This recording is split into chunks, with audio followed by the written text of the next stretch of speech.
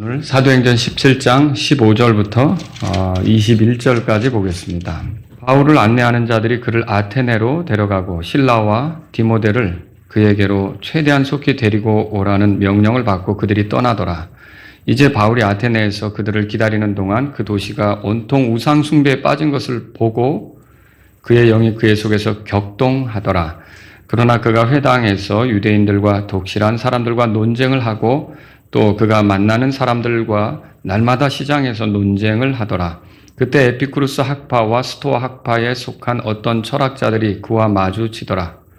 이에 어떤 자들이 이르되 이 서투른 말쟁이가 무슨 말을 하려는가 하고 또 어떤 자들은 아마도 그는 이방신들을 포교하는 자로 보인다 하니 이는 그가 그들에게 예수님과 부활을 선포하였기 때문이더라. 그들이 그를 붙잡아 아레오바고로 데려가서 이르되 내가 말하는 이 새로운 교리가 무엇인지 우리가 알 수 있겠느냐. 이는 내가 우리 귀에 생소한 어떤 것들을 들려주었으므로 우리가 이것들이 무엇을 뜻하는지 알고자 하기 때문이라 하더라. 다 같이요. 이는 모든 아테네 사람들과 그곳의 나그네들은 새로운 어떤 것을 말하거나 듣는 것 외에는 자기들의 시간을 달리 보내지 아니하였기 때문이더라. 아멘. 자, 오늘은 거기 15절에도 아테네가 등장하고요. 16절에도 아테네가 등장하고요. 지금 이 일이 아테네에서 벌어지는 일들을 기록해 놓았기 때문에 아테네에서의 선교 사역 이런 제목으로 말씀을 드릴게요.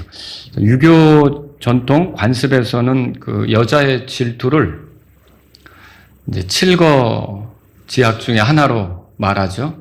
여자는 질투하면 안 된다. 뭐 이렇게 얘기를 해요. 근데 성경으로 보면 여자의 질투를 반드시 죄라고 할 수가 없어요. 질투는 내가 마땅히 얻어야 될 어떤 것이 그게 분명히 내 거거든요.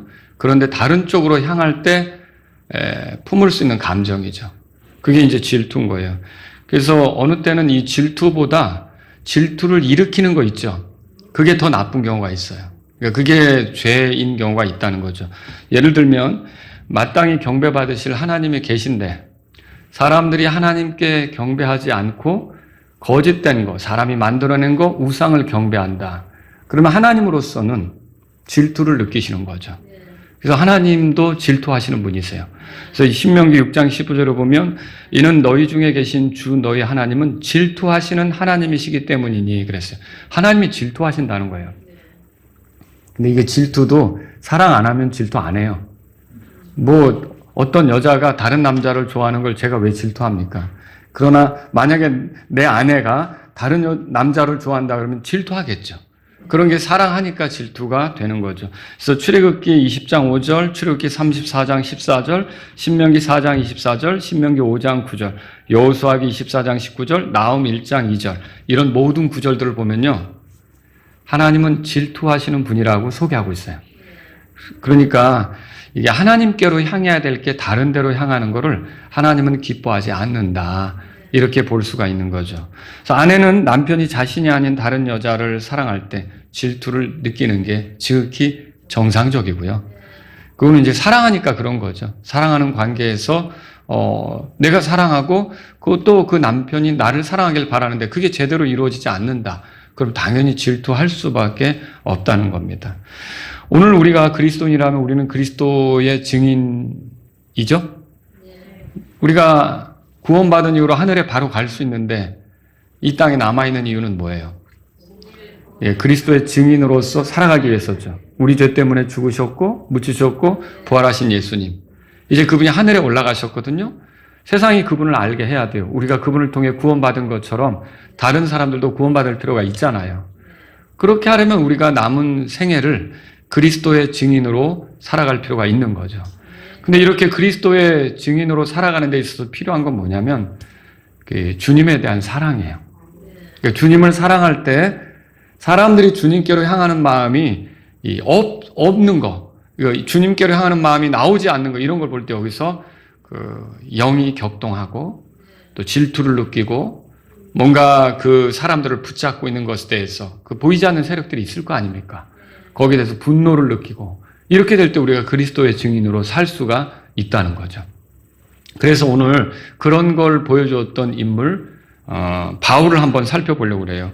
여기 보면 그 16절에 그 끝에 그의 영이 그의 속에서 격동했다 이렇게 돼 있잖아요. 그래서 바울이 이 아테네에서 어떻게 사역했는지를 여러분하고 한번 살펴보도록 하겠습니다. 첫 번째로 제가 이제 몇 가지 말씀드리려고 하는데 바울이 본 것에 대해서 말씀을 드릴게요.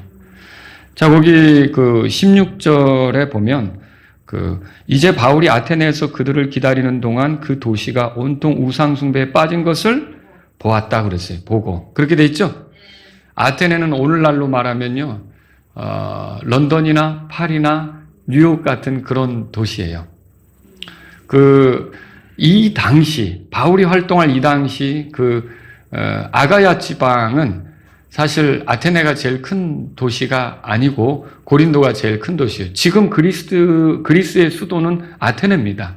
그러나 예전에는요, 아테네가 아닌 고린도였어요. 고린도가 수도였던 거죠. 고린도가 더 큰 도시고요. 사람도 더 학자들에 따라 의견이 나눠지기도 하지만 고린도가 더 많은 사람이 모여 살았다 이렇게 보는 거죠. 그럼에도 불구하고 이 아테네를 과소평가할 수 없는 게 이 아테네를 통해 굉장히 많은 어떤 인류가 이렇게 누릴 수 있는 문화적인 거 있잖아요. 이런 것들이 여기서 쏟아져 나온 거예요. 그러니까 아테네라는 도시는 정말 어떻게 보면 역사적으로 가볍게 다룰 수 없는 굉장히 대단한 도시다 이렇게 말할 수가 있는 거죠. 바울은 여기 홀로 지내게 됐어요. 여기 아테네. 그러면 실라하고 디모데는 어디 있습니까? 원래 같이 여행을 했잖아요. 근데 어디 있어요? 베레아에 있죠. 따라오지 않았죠? 거기에 남겨져서 베레아의 교회를 세우는 역할을 하는 거죠. 그런데 이 바울은 자기를 안전하게 데려다 줬던 그 사람들에게 돌려보내면서 실라하고 디모데가 빨리 내가 있는 곳으로 오게 해라고 이렇게 요청을 했던 거죠. 여러분, 바울은요, 이 아테네에 있으면서 굉장히 문제되는 걸 봤어요. 여기 16절에 보세요. 그들을 기다리는 동안. 그러니까 누구를 기다리고 있는 거예요, 지금? 실라하고 디모데가 오기를 기다리고 있는 거죠. 이들이 오기를 기다리고 있는데 거기서 이제 그 도시를 둘러보는 거예요. 그랬는데 그 도시가 어떤 도시냐? 온통 우상숭배에 빠진 것을 보았다 그랬어요. 그러니까 그 도시는 우상숭배하고 같이 가는, 그러니까 우상숭배하고 뒤섞여 있는 그런 도시라고 할 수 있는 거죠. 그래서 소설가이자 시인이었던 페트로니우스라고 하는 사람이 자신의 저서 사타리곤이라고 하는 책을 썼는데 여기에 그 당시의 아테네의 모습을 이렇게 기록해 준 게 있어요. 자, 그런데 이 사람이 이 상황을 어떻게 묘사했냐면 이렇게 써 있어요. 들어보세요.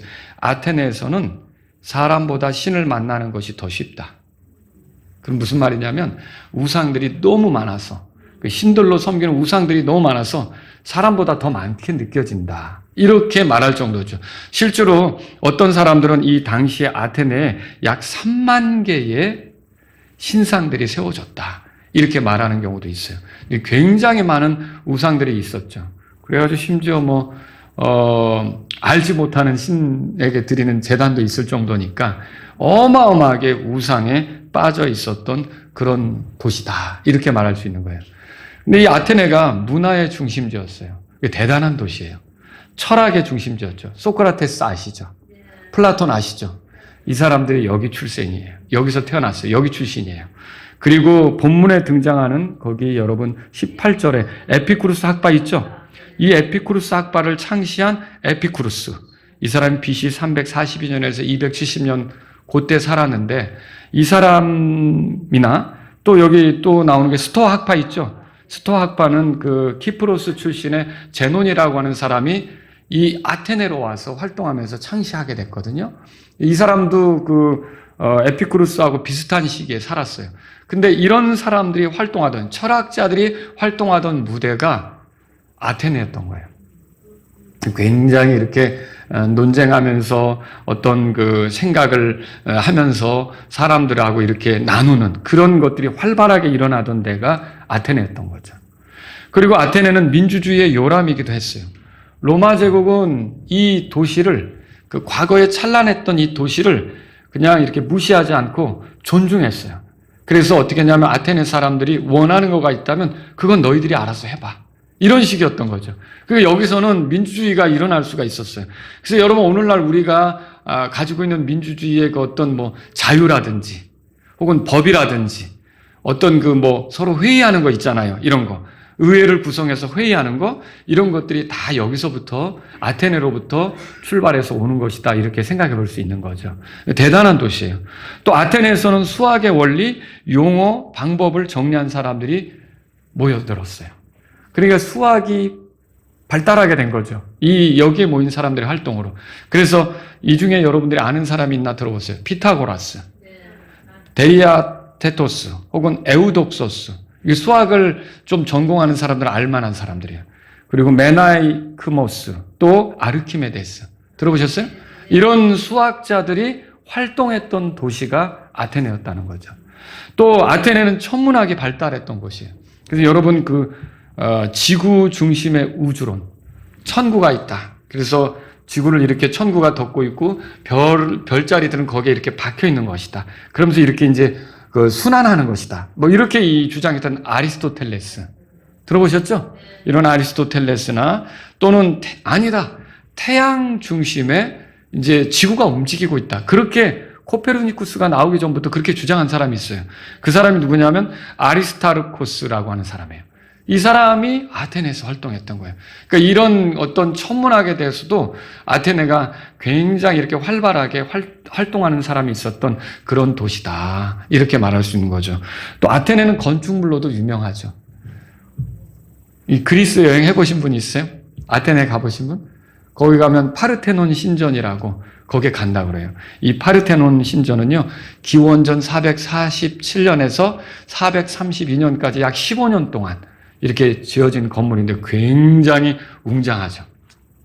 많은 기둥들로 이루어졌어요. 벌써 옛날 사람들이 거기에 딱 서면 이렇게 뭔가 주눅이 들고 뭔가 대단한 뭐 앞에 있는 것 같고 이렇게 느껴질 만한 그런 장엄하고 웅장한 신전이라는 거죠. 근데 물론 이제 그 신전이 지금은 어느 정도 부서지고 망가지고 이래서 곧 이제 어느 정도 모양만 남아있죠. 그럼에도 불구하고 인류 역사 가운데 아주 위대한 건축물 중에 하나로 꼽히고 있는 게 바로 파르테논 신전이라는 거죠. 그런 신전이 거기 있었던 거예요. 자, 그러면 제가 지금 설명한 이런 것들을 보면요. 여러분, 아테네가 그 로마 제국이 지배할 때 바울이 거기에 전도여행을 갔을 때 굉장히 역사적으로 쭉 내려오면서 찬란한 문화를 꼽히던 문화의 중심지였다는 걸 우리가 알 수 있는 거예요. 어떤 분은 그래서 왜 유대인들이 처음 교회를 시작했는데 성경은 히브리어가 아니고 그리스어로 했을까? 여러분 신약 성경은 그리스어잖아요. 이 그리스 문화가 중심이 되었던 거예요. 그리스 문화가 중심이 되었고 그리스어에도 또 클래식 헬라어가 있고 코인의 헬라어가 있죠. 클래식 헬라어는 귀족들이 쓰는 거고 코인의 헬라어는 막 사람들이 군중들이 왔다 갔다 하는 그런 시장터 이런 데서 쓰는 헬라어거든요. 근데 성경은 어떤 걸로 기록되어 있냐면 귀족들이 쓰는 그런 헬라어가 아니라 일반 시장통에서 평민들이 쓰는 그런 헬라어로 신약 성경이 기록된 거죠. 이건 그리스 문화가 그만큼 힘이 있었고 이제 로마가 정치적으로는 지배하고 있어도 헬레니즘이라는 문화 들어보시죠? 헬레니즘 문화. 그리스 문화거든요. 이 문화가 지중해 연안을 지배하고 있었고 그렇기 때문에 이 언어를 사용해서 하나님의 말씀이 들어갈 때 파급력이 컸겠죠. 그래서 이게 이제 그리스 문화가 대단했다라고 하는 거죠. 그리스 문화의 중심지가 사실은 어떻게 보면 아테네다. 그렇게 말할 수 있는 거예요. 자, 그런데 이 아테네는 그런 문화의 중심지이긴 하는데 영적으로는 어떻습니까? 영적으로는 완전히 어두워요. 막 찬란한 문화의 꽃을 피운 것 같은데 영적으로는 굉장히 깜깜한 상태에 있었다. 이렇게 말할 수 있는 거죠. 이 아테네는 올림푸스 산이 있어요. 이 올림푸스 산을 중심으로 해서 신들의 이야기가 형성이 되기 시작했어요. 그래서 나온 게 그리스 신화잖아요. 근데 이 그리스 신화의 많은 신들을 살펴보면요. 그 신들 간에 일어난 일들을 살펴보면요. 무슨 인간들끼리 시샘하고 또 질투하고 복수하고 화내고 이런 그런 아주 그리고 또 인간으로서도 이렇게 부적절한 관계들을 그 신들이 보여주고 있으면서 굉장히 좀 뭐라 할까? 추해요. 그냥 어떤 인간의 추잡한 민낯이 신들의 세계에도 그대로 들어있는 것 같이 보여지고 있단 말이죠. 근데 그런 신들을 이 아테네 사람들은 어떻게 했냐면 다 신상으로 만들어가지고, 신들이 어마어마하거든요. 그 신상들을 만들어가지고 여기저기 세워놓고서 이렇게 돌아서면 그 신상이 보일 거 아닙니까? 그럼 그 신상들에게 기도하는 거예요. 도와달라고. 또 이 신상들에게 찾아가서 도와달라고 기도하고. 이렇게 해서 그 도시는 바울의 말대로 여기 16절에 보면 그 도시가 온통 우상숭배에 빠졌다. 그러니까 얼마나 이 아테네라는 도시가 어둠 속에 있었겠냐는 거죠. 자, 여기서 우리가 뭘 깨닫죠? 사실 하나님께서는요, 아테네 사람들에게 다른 지역의 사람들보다 특별한 그 지성의 활동을 할 수 있게 하셨어요. 그러니까 그들에게 지성의 활동이 활발하게 이루어지게 하셨다는 거죠. 그러니까 철학을 논하고, 정치에 대해서 논하고, 건축에 대해서 생각하고, 수학에 대해서 생각하고, 천문학에 대해서 생각하고, 굉장히 이렇게 지적으로 활발하게 움직일 수 있게 해주신 거죠. 그리고 재능도 주셨어요. 뭔가를 만들어낼 수 있도록. 그리고 창조력도 허락하신 거예요. 그래서 이런저런 체계를 형성해내고 이렇게 할 수 있도록 아테네 사람들에게 그런 걸 허락하신 거죠. 그런데 그들 스스로가 하나님으로부터 멀어지려고 할 때는 영적으로는 어떻게 되는 겁니까? 어두운 거고요. 우상숭배에 빠지는 거죠. 거짓된 거에 빠진 거죠. 여러분, 이게 뭘 보여줍니까?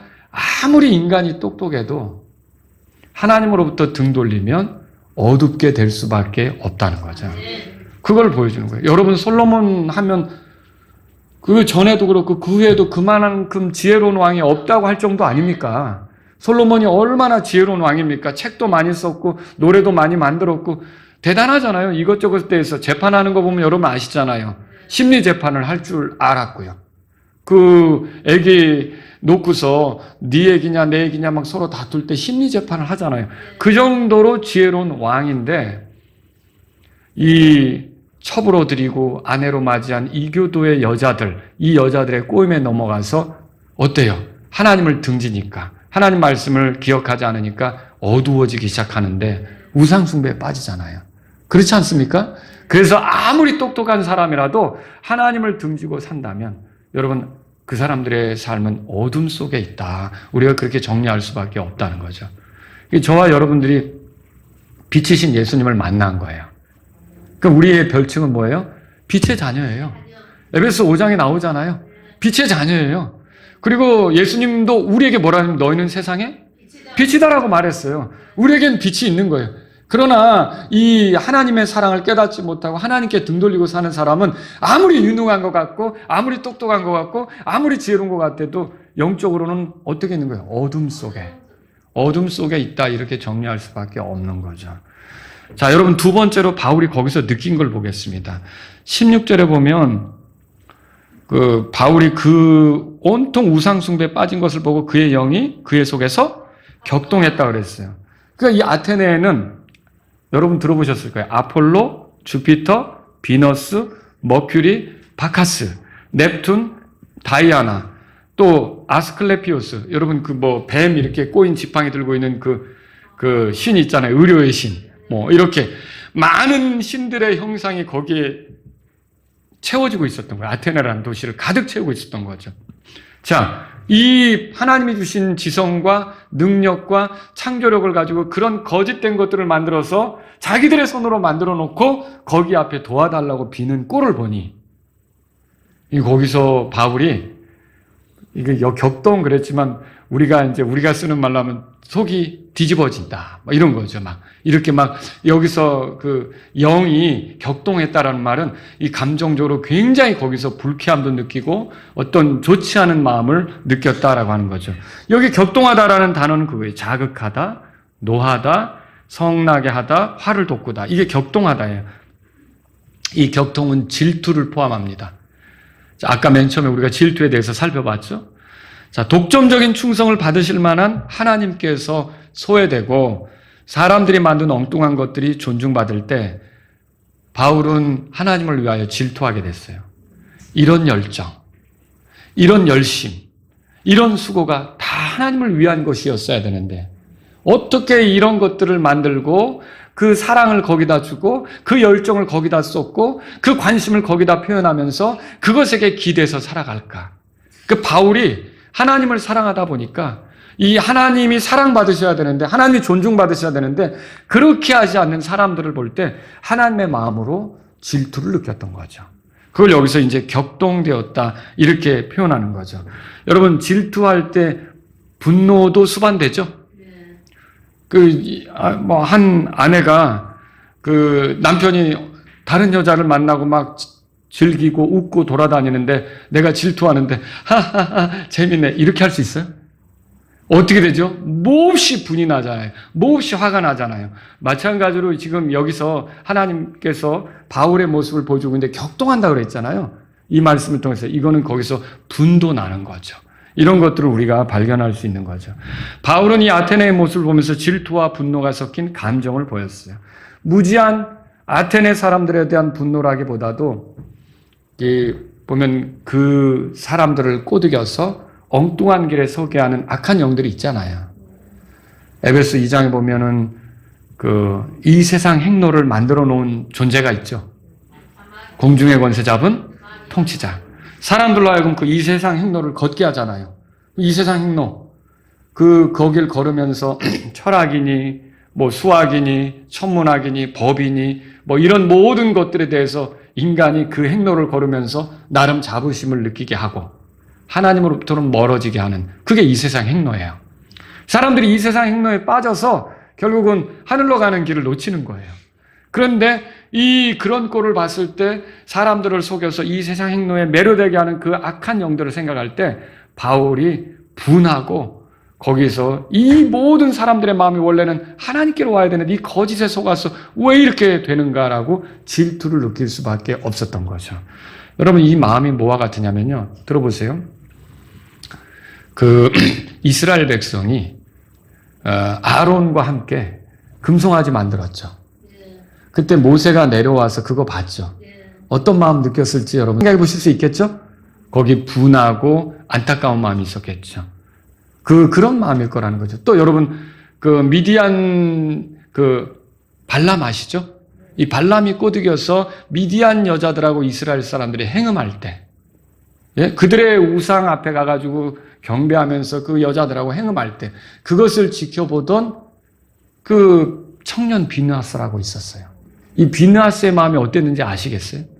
또 여러분 엘리야 시절에 바알과 작은 숲들을 섬기면서 하나님을 등졌을 때 여러분 갈멜산에 사람들을 모아놓고 결정하라고 그러잖아요.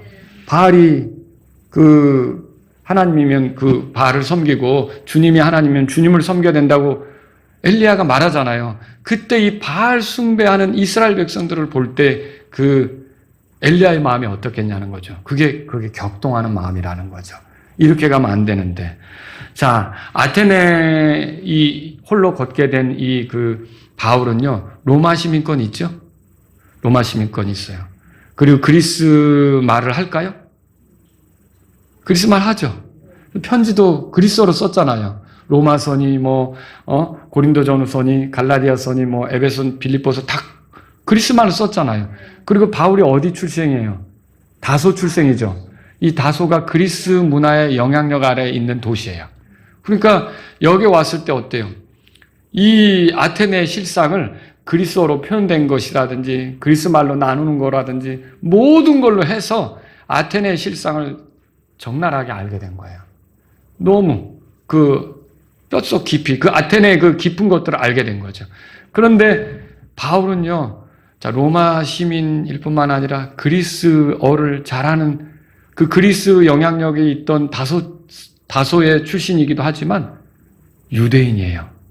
유대인인데 율법을 알아요? 알죠. 바리새인이었잖아요. 십계명을 알까요? 알죠. 그런데 이 하나님의 말씀에 비추어 아테네를 들여다보니까 아테네는 어떤 거예요?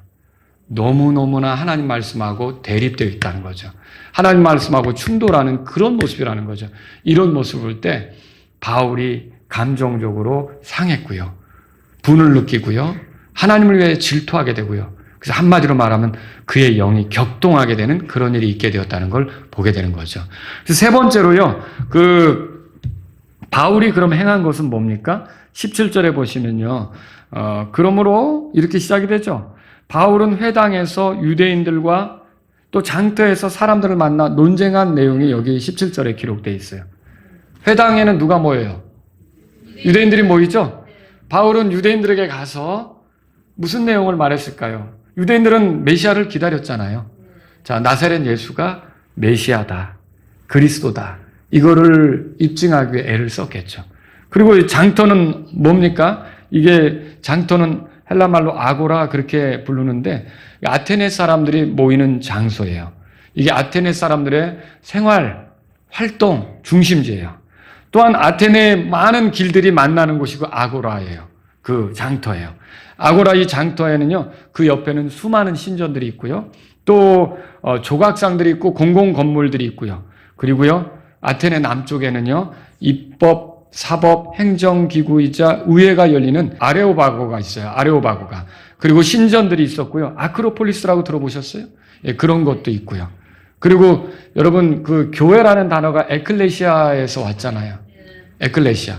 이 에클레시아라고 불리는 시민들의 의회, 이 모임이 있었던 그것은요, 여기 그 지금 아고라의 동편에 있는 그 피크스라고 하는 곳에서 이게 모였던 거예요. 자, 그리고 북쪽에는 박물관이 있었어요. 근데 그 아고라, 그 장터에 가서 사람들을 만나면서 무슨 논쟁을 했겠어요? 이렇게 많은 신들, 이 사람이 만든 이 모든 것들이 과연 우리를 도울 수 있는 게 맞느냐? 이게 여기에 경의를 표하고 여기에 매달리고 여기에게 구걸하고 도와달라고 비는 게 맞느냐? 이런 논쟁들을 펼쳤겠죠.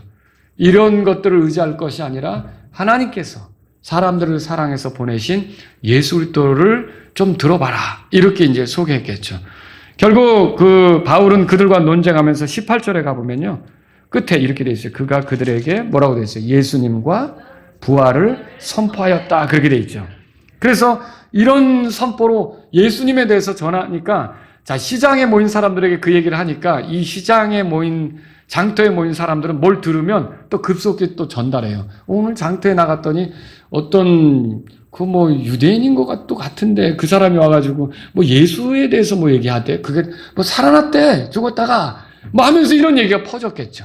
근데 그게 이제 철학자들의 귀에도 들어간 거예요. 근데 그때 이게 에피쿠루스 학파와 스토아 학파의 철학자들이 결국 그를 찾아와 마주하게 된 거죠. 그럼 잠깐 에피쿠루스 학파에 대해서 소개하면요, 이 사람들은 신들을 믿어요. 근데 신들이 너무 멀리 떨어져 있기 때문에 우리들의 삶에는 관여하지 않는다고 믿어요. 여러분, 하나님께서 우리의 삶에 관여하지 못하십니까?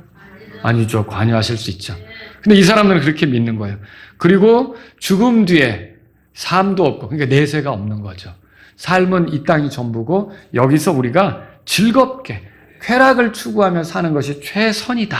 이렇게 믿는 사람들이 에피쿠루스 학파예요.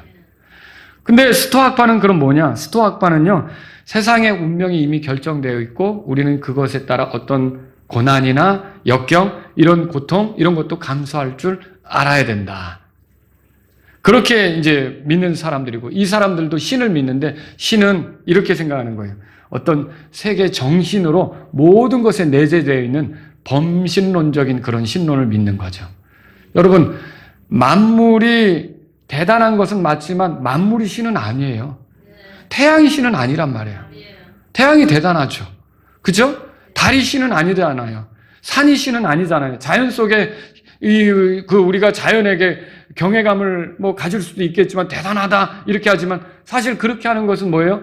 그것을 만드신 하나님을 향해서 이 하나님이 만드신 것이 대단합니다. 이런 마음 아닙니까? 근데 이게 우상에 빠진 사람은 어때요? 만물 안에 신들이 있고 만물이 신이라고 보는 거죠. 아주 범신론적으로 이렇게 생각하는 거죠. 이 스토아 학파는 그런 사람들이었던 거예요. 자, 이들이 바울과 마주쳤어요. 18절에 그렇게 써 있죠? 여기 마주치다라는 단어는 제가 말씀을 준비하면서 찾아보니까 사도행전 15절에서는 킹제임스 역자들에 의해서 의논하다 그렇게 번역이 됐고요. 사도행전 거기 18장 그 뒤니까 한번 보시면요. 27절에 아볼로가 고린도로 아볼로가 그 아가야 지방으로 건너가서 고린도 그쪽 거기로 건너가서 그 끝에 보세요. 믿었던 이들에게 많은 도움을 주더라 그랬죠. 그 도움을 준다는 말이 지금 여기서 마주치다라는 말, 그게 여기서는 이렇게 번역이 된 거예요.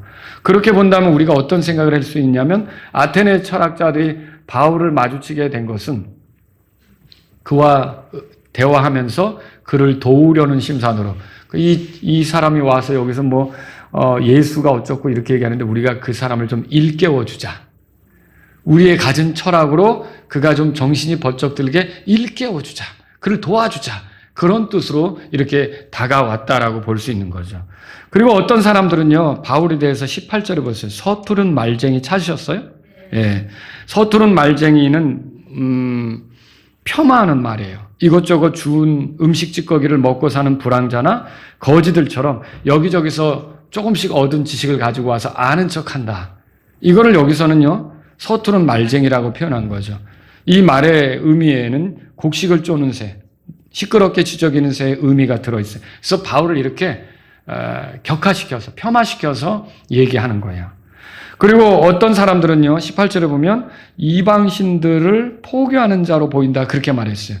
왜냐하면 누구 전합니까? 예수님이 하나님이라고 전하잖아요. 하나님이 사람이 되신 거고. 왜? 우리의 죄 때문에. 우리를 죄에서 건지시려고. 그래서 우리 죄 때문에 죽으셨고, 죽음으로 끝나지 않고 부활하셨고, 이걸 전하는 거 아닙니까? 그러다 보니까 다른 신을 전한다라고 생각한 거죠. 그래서 이 철학자들이 와서 어디로 데려갔냐면, 여기 뒤에 보시면 19절에 아레오바고로 데려갔어요. 이 아레오바고는 언덕이에요. 그래서 여기 22절에 보면 마르스의 언덕 찾으셨어요? 이 마르스의 언덕과 이름만 다를 뿐이지 같은 장소예요. 거기에 사람들이 모여가지고요, 뭔가 신기한 거 있으면 거기에 사람을 세워서 듣는 거예요. 너 한번 얘기해봐. 네가 가진 것들을 논해봐. 이렇게 얘기하는 거죠. 그런 대로 바울을 데리고 간 겁니다. 자, 에피쿠르스 학파, 스토아 학파의 철학자들은 바울을 데리고 끌고 가서 그가 가르치는 새 교리가 뭔지 19절에 나온 대로 너 도대체 무슨 가르침을 우리에게 주려고 하는 건지 한번 말해봐. 이렇게 요구한 거죠. 그래서 20절에 그들의 귀에 생소한 것에 대해서 듣고 싶어서 21절에 호기심이 많은 그들이 결국은 이제 와서 이렇게 이제 바울에게 말해보라고 이렇게 한 거죠. 그 사람들은요, 참 대단해요. 시간 나면 이런 거, 뭐 새로운 거 없나, 이런 것만 찾으러 다닌다니까. 예? 여러분, 이 말씀을 통해서 우리가 생각해 볼 게 있어요. 오늘 우리는 우상숭배가 가득했던 아테네에서 바울이 본 거, 뭘 봤어요? 온통 우상숭배로 가득하다는 거 봤죠? 그리고 바울이 느낀 거, 이 마음의 그 격동, 영의 격동이죠. 분노, 질투, 이런 것들이 느껴졌던 거죠. 그리고 바울이 한 거, 뭐예요? 부지런히 사람들하고 이렇게 만나서 회당에 들어가서든 또는 길거리에서 만나서든 그들에게 이렇게 정말 너희들이 하는 게 옳으냐라고 논쟁하고 또 예수 그리스도께서 부활하셨다는 걸 선포했다는 거죠. 이걸 통해서 우리가 알아야 되는 게 있습니다. 여러분 다 그리스도의 증인들이 되길 원하시죠? 복음 전하는 동기는요, 하나님을 사랑하는 것이어야 합니다. 하나님을 사랑하는 데서 이것이 시작돼야 되는 거죠. 자, 하나님을 사랑한다면 마땅히 그분께로 향하지 않는 세상을 볼 때 여기서 영이 격동해야 되죠.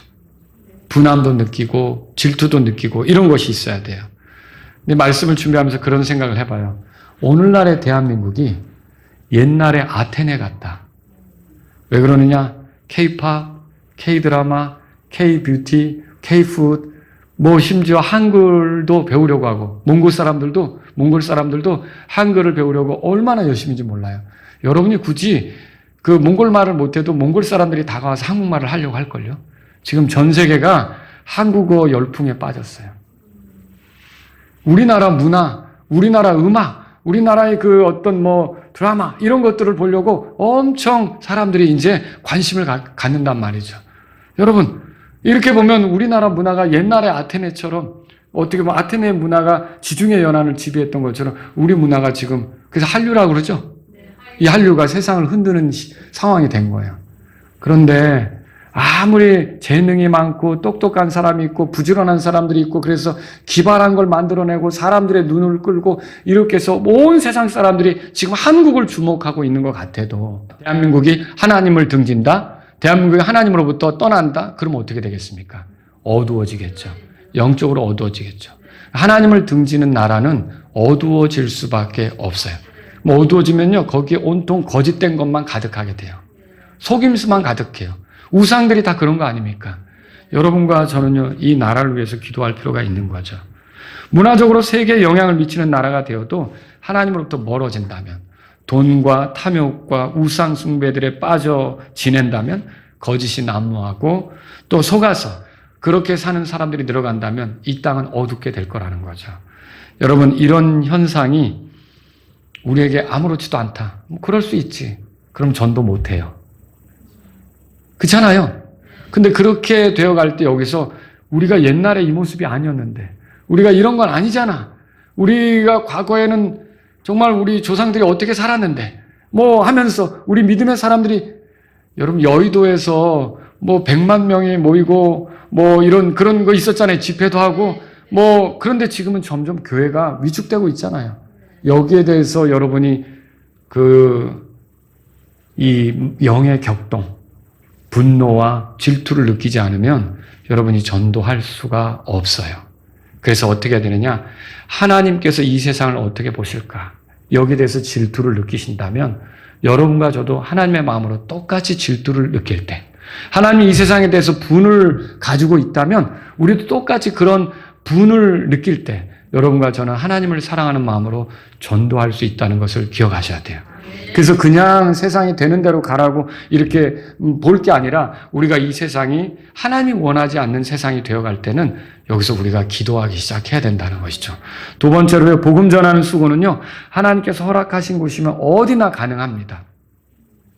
특히 사람들에게 끌려갈 때에도 그곳에서 복음을 전할 수가 있어요. 예수님께서 제자들에게 이렇게 말씀하셨어요. 그러나 그들이 너희를 넘겨주는 때에 너희는 어떻게 혹은 무엇을 말할까 염려하지 말라. 이는 너희가 말할 것을 바로 그 시간에 너희에게 주실 것이기 때문이라. 마태복음 10장 19절. 그러니까 여러분들이 어떤 위기나 사람들에게 코너에 몰렸을 때라도 낙심하지 말고 혹시 이 기회가 성령님의 인도하심에 따라 예수님에 대해서 말할 기회라면 좋겠다. 여러분이 그걸 사용하시기 바랍니다. 여러분, 당시에 회당, 광장, 시장, 아고라죠. 여기 사람 많이 모이는 곳에 가서 전도할 수 있었어요. 우리 교회에서도 지금 대학 캠퍼스에 가서 전도하는 분이 계세요. 매주마다 시간을 정해놓고. 또 어떤 분은 시장에 가서 전도하는 분도 있고요. 그리고 어떤 분은 사람이 많이 왕래하는 곳에 가서 전도하려고 하고요. 여러분, 우리가 이렇게 부지런히 사람들을 찾아가서 전도할 기회를 갖고 복음을 전하려고 하는 삶을 살아야 된다는 것을 기억하시기 바랍니다. 이게 우리 나머지 삶이 되어야겠습니다. 여러분과 제가 세 번째로 생각할 건 뭐냐면요, 복음을 전하는 헌신을 할 때 사람들이 관심을 갖고 우리에게 듣고자 할 수도 있어요. 내가 지레짐작으로 겁먹고서 내가 말해봤자 저 사람들이 다 나 무시하면 어떠나. 괜히 내가 얘기 꺼냈다가 분위기 악화되면 어떡하나. 직장 동료인데 그동안 잘 지냈는데 내가 한마디 꺼냈다가 괜히 또 일하는 분위기 망치면 어떻게 하나.